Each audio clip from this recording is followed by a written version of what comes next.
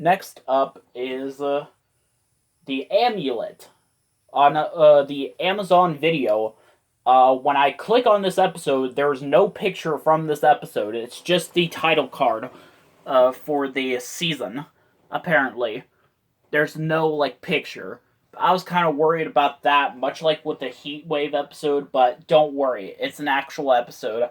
The amulet. So yeah, Maggie tries to take care of this amulet, but Hegdish steals it. By the way, Hegdish's voice sounds so much different in this season. I actually kind of noticed on one of these tapes that he sounded different in season 3, and I was kind of shocked, in my opinion. But yeah. But this Hegdish sounds like a discount Canadian Patrick Warburton. Also, he kind of sounds like Barney from the later seasons of Barney and Friends. Just saying. So yeah. Next up is... Oh, wait. Yeah, Hagdish is trying to work out the amulet, and some crazy stuff happened. Like, he turns into, like, this flower or something. It's just so weird. But, yeah. I don't know. This episode's kind of weird. Like, yeah. Jingle bellies. So they're trying to make these cookies. When you eat them, your stomach starts... When you shake your stomach, it, like, starts making jingling noises. But apparently Galileo eats them all. Yeah, not Hegdish. That was just so weird, though. I don't know. I'm surprised they didn't think it was Hegdish who did it. I mean, he's a pretty sneaky one. So, yeah. And he turns into, like, this detective or something. But, yeah. So, yeah, apparently. So yeah, Maggie's like unsure about Galileo eating all the cookies and not sure if she should tell everyone. So yeah, it's kind of sad, but not really. But yeah, apparently. Also, one of these episodes, I can't remember which one exactly, but I'm just gonna tell you one of these episodes. They tell the story about this crow who saw his reflection in the water, and he thought that he was looking at another bird who had a different rock than what he had. So he tried to get it out, but apparently it was just his reflection. A similar story was told on Barney and Friends, where a dog saw his own reflection and thought it was another dog with another bone. So yeah, I was kind of freaked out when I first saw that. So yeah, when I first saw that episode, Groundling Marsh. Bumblebird Blunder. So yeah, Echo is like learns that something special is going to happen. She's going to have a talk with the tree elders, but she thinks she's going to get kicked out of the marsh because apparently when she and Hagdish were best friends when they were very little, she found this like egg and tried to like go back to her a game of tag, and she went back and she saw the egg was gone and she was so upset. That was like so sad. So yeah, apparently. It's just so weird. What about when Galileo's trying to pretend to be Echo and he's trying to do the laugh? Hee hee hee. Yeah, no, Echo sounds like a high-pitched 7 from Seven Little Monsters. Didn't I redo my Seven Little Monsters Memories video? Do I really need to do another video based on that? I don't know. Also, this is the first time that someone else other than Echo tells a story. This is actually quite a running gag in this season. You'll see some more examples later. But yeah. Apparently. So yeah. The Hagdish who came to dinner. Oh dear God. Hagdish supposedly breaks his ankle from Mudslinger's new invention, so he has to stay with them. So yeah, apparently. Yeah, and he does such annoying things to Mudslinger. It's just so weird, though. I don't get it. What about the song they sing at the beginning of the episode? Mudslinger like sing a song about all their different inventions from past episodes, like the Slinger Flinger. So yeah, apparently. And they're trying to think of which invention worked the best to like bring to like this inventors thing, and they can't think of one. I don't know. I'm pretty sure a lot of those inventions work just fine. But yeah. So yeah, apparently. At the end, they find out that Hagdish has been lying, so he kicks them. They kick them out him out of their house. And he tries to like break his ankle again when he arrives at Maggie's place and pretends to break it again. So yeah, I don't know. This episode is just so weird. What a guy! I barely remember this episode though. See, Stax has to like get to like this place to like save some butterflies or something. You know, after watching that one SpongeBob episode, I don't think so. But yeah. So yeah, but Stax was a bit worried, so yeah. He does so much to stall. Stalling? Stalling! Yeah, that joke from the SpongeBob movie. So yeah. Ah, jeez. I forgot to show my Seven Little Monsters book collection. Well, then again, I already did a video about that on my channel, so I don't need to do it. The enchanted music box. Okay. So Echo has this enchanted music box that makes her feel happy and stuff, but it also makes her float into the sky. So yeah, she has to be very careful with it. Hagdish steals it. They sing the same song twice in this episode. Instead of I Feel Giddy, it's called I Feel Giddy at the beginning, but at near the end of the episode, they call it I Feel Funky. So yeah, apparently. But yeah.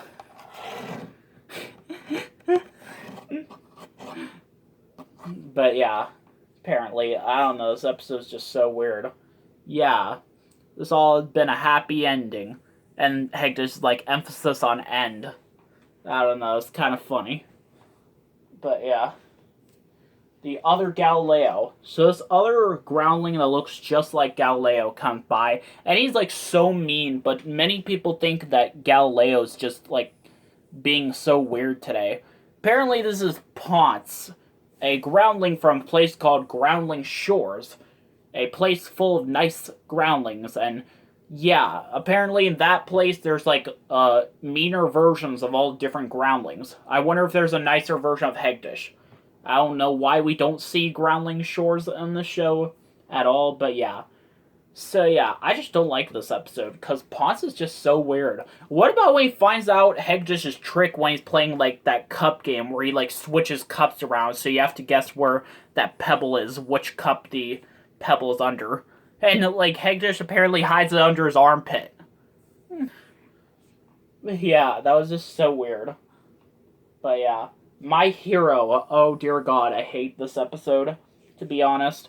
So yeah, Stax apparently, like, tells Galileo about spoon-tailed hoopy, but he doesn't have time to tell Galileo that, that they're extinct. Also, Galileo has a rock collection. Apparently he tripped over a rock when Stax first came to life. That is a big continuity lie. Apparently. That's why I'm calling it continuity lie. But yeah. Yeah, he talked about all different rocks from, like, different adventures from past episodes, like the Grey Grotto. And yeah. And Heg just wants his rock collection, but apparently can't have it. But apparently Galileo doesn't want to give it back. But then, like, Galileo... then Hegdish has this thing they stole from Mudslinger that they need to fix Stax when Stax gets, like, destroyed by these, like, vine things, apparently. So yeah, I don't know. What about when Echo's about to tell Hagdish's story? This is like the only scene Echo actually appears in. So yeah. He's like, Hagdish, stay. And yeah, it's time for a story. But yeah, this is just so weird though. Oh geez, a little bird told me. So yeah, apparently. This bird named Jojo apparently gets to talk to Maggie. She only gets to talk to a certain groundling every year. So, yeah. Once every year, apparently. So, yeah. Because Maggie did, like, a really good thing. I'm surprised Maggie didn't fall for Hagdish's prank, but Galileo did. But, yeah, apparently. But she tries to tell everyone that the bird can talk, but no one believes her. But, yeah. It's just so weird. And they think she's spying on everyone, but yeah. I don't know. This episode's just so weird.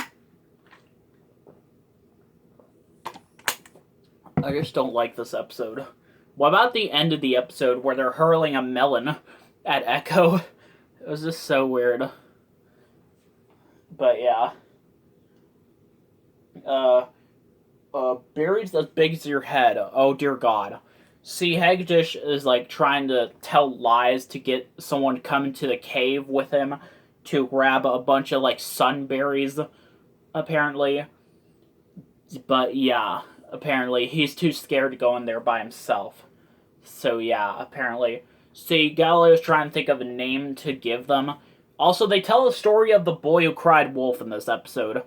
And to be honest, I kind of prefer the Barney version of this story. But yeah, remember that. That was just so weird. A wolf! A wolf! A wolf is stealing the sheep! Did you hear that? Came from the hillside. Let's go. Oh dear, what can the matter be? I don't know. That was just so funny. But yeah, and Galileo like gets hurt while in the cave, so yeah. Apparently he has to like, and Hector has to like think of a way to get him out, and yeah. So at the end of the episode, Galileo names the berries fibber berries. So yeah. Yeah. Oops. Oh dear God, this episode. So yeah, Crystal gets stuck in a cave, so they have to like think of a way to get her out. They do all sorts of crap in this episode. And Hagdish has the song about how much of a nice guy he is. I was so shocked by his song when I heard it in a trailer for a Groundling Marsh video that was on a few Canadian Barney videos. I was like so shocked though when I first saw this episode. I think that you can find the full song on YouTube actually. So yeah. It's just, oh my God, I just hate this so much. But I just, oh my God, no. I'm sorry, but this is just unacceptable, practically. But yeah. Yeah, apparently. What was I gonna say?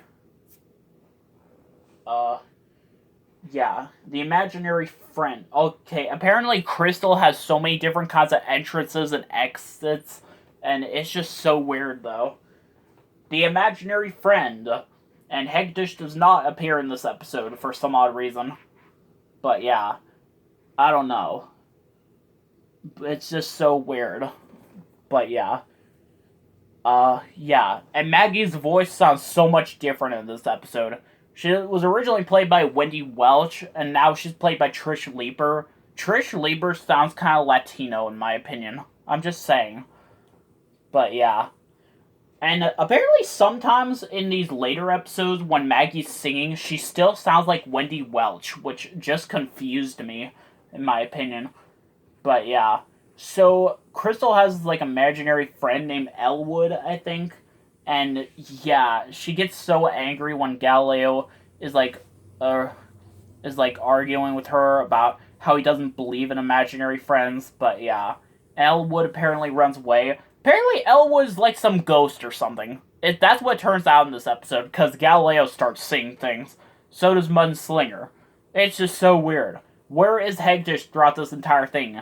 Is he still slipping on that goo thing that was from the previous episode? Yeah, I don't know.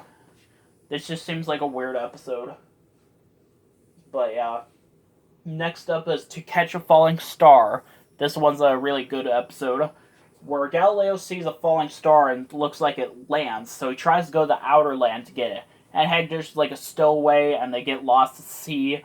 And yeah, this is a classic episode. I remember watching this a long time ago, but the only part I remember, though, is the part where they were, like, sinking, apparently.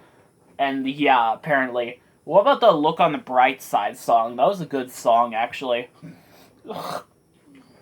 So yeah. Like, when they're trying to look through a telescope to see what's going on with Hagdish and Galileo, and Maggie sees, like, that they're singing and dancing, and Maya's like, oh no, that is trouble. Ugh. I don't know, it just seems so weird. What about during the song, when Hagdish is trying to do everything he can to save them from sinking?